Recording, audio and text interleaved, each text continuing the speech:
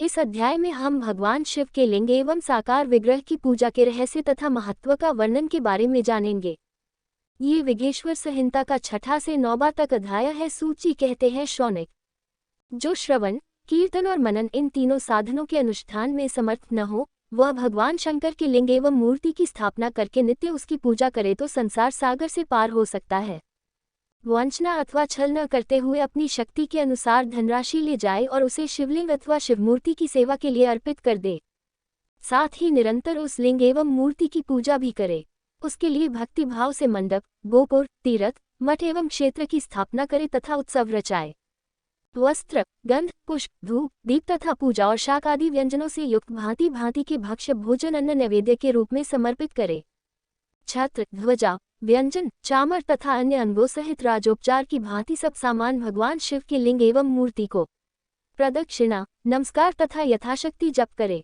आवाहन से लेकर विसर्जन तक सारा कार्य प्रतिदिन भक्तिभाव से संपन्न। इस प्रकार शिवलिंग अथवा शिवमूर्ति में भगवान शंकर की पूजा करने वाला पुरुष श्रवणादि साधनों का अनुष्ठान न करे तो भी भगवान शिव की प्रसन्नता सिद्धि प्राप्त कर लेता है। पहले के बहुत से महात्मा पुरुष लिंग तथा शिवमूर्ति की पूजा करने मात्र से भवबंधन से मुक्त हो चुके हैं। ऋषियों ने पूछा, मूर्ति में ही सर्वत्र देवताओं की पूजा होती है, लिंग में नहीं, परंतु भगवान शिव की पूजा सब जगह मूर्ति में और लिंग में भी क्यों की जाती है?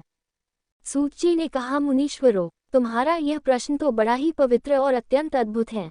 इस विषय में महादेव जी ही वक्ता हो सकते हैं। दूसरा कोई पुरुष कभी और कहीं भी इसका प्रतिपादन नहीं कर सकता। इस प्रश्न के समाधान के लिए भगवान शिव ने जो कुछ कहा है और उसे मैंने गुरु जी के मुख से जिस प्रकार सुना है, उसी तरह क्रमशः वर्णन करूंगा। एकमात्र भगवान शिव ही ब्रह्मरूप होने के कारण निष्कल, निराकार कहे गए हैं। रूपवान होने के कारण उन्हें सकल भी कहा गया है, इसलिए वे सकल और निष्कल दोनों हैं। शिव के निष्कल निराकार होने के कारण ही उनकी पूजा का आधारभूत लिंग भी निराकार ही प्राप्त हुआ है, अर्थात शिवलिंग शिव के निराकार स्वरूप का प्रतीक है।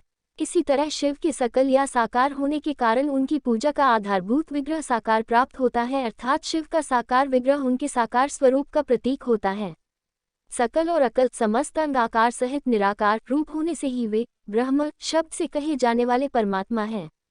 वही कारण है कि सब लोग लिंग निराकार और मूर्ति साकार दोनों में ही सदा भगवान शिव की पूजा करते हैं। शिव से भिन्न जो दूसरे देवता हैं, वे साक्षात ब्रह्म नहीं हैं, इसलिए कहीं भी उनके लिए निराकार लिंग नहीं उपलब्ध होता। पूर्वकाल में बुद्धिमान ब्रह्मपुत्र सनत कुमार मुनि ने मंदराचल पर नंदिकेश्वर से इसी प्रकार का प्रश्न किया था।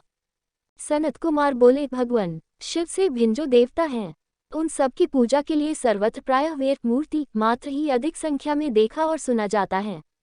केवल भगवान शिव की ही पूजा में लिंग और वेद दोनों का उपयोग देखने में आता है। अतः कल्याणमय नंदिकेश्वर, इस विषय में जो तत्व की बात हो उसे इस प्रकार बताइए जिससे अच्छी तरह समझ में आ जाए।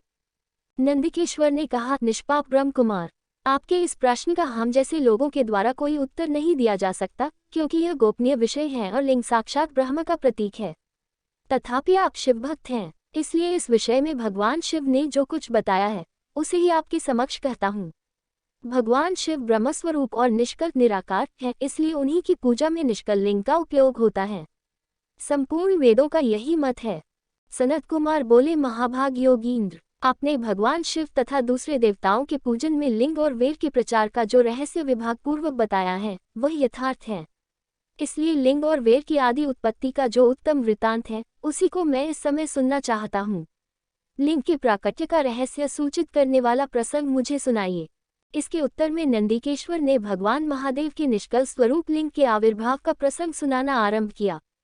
उन्होंने ब्रह्मा तथा विष्णु के विवाद, देवताओं की व्याकुलता एवं चिंता, देवताओं का दिव्य कैलाश शिखर पर गमन, उनके द्वारा चंद्रशेखर महादेव का स्तवन, देवताओं से प्रेरित हुए महादेव जी का ब्रह्मा और विष्णु के विवाद स्थल में आगमन तथा दोनों के बीच में निष्कल आदि अंतरहित भीषण अग्निस्तंभ के रूप में उनका आविर्भाव आदि प्रसंगों की कथा कही।